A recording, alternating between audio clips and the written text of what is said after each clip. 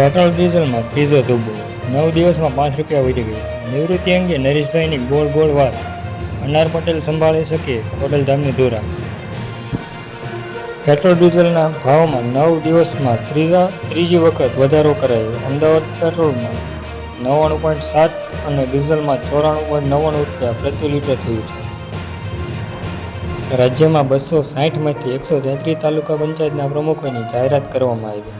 ક્યાંક ચિઠ્ઠી ઉછાળીને સત્તા મેળવી તો ક્યાંક બિનહરીફ ચૂંટાયા.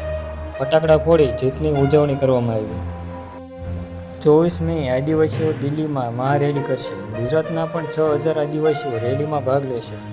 સામાજિક પરંપરાઓને બચાવવા અને ધર્માંતરણ કરનારાઓને અનામતનો લાભ ન મળે તેવી માંગ સાથે રાષ્ટ્રપતિ દ્રૌપદી મુર્મુ અને કેન્દ્રીય ગૃહમંત્રી અમિત શાહને આવેદનપત્ર આપશે.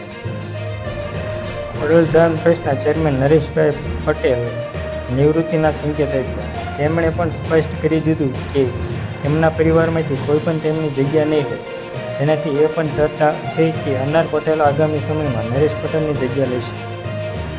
ધન્યવાદ મિત્રો. જો તમે અમારી ચેનલમાં નવા હોય તો લાઇક અને સબસ્ક્રાઈબ કરવાનું ભૂલતા નહીં.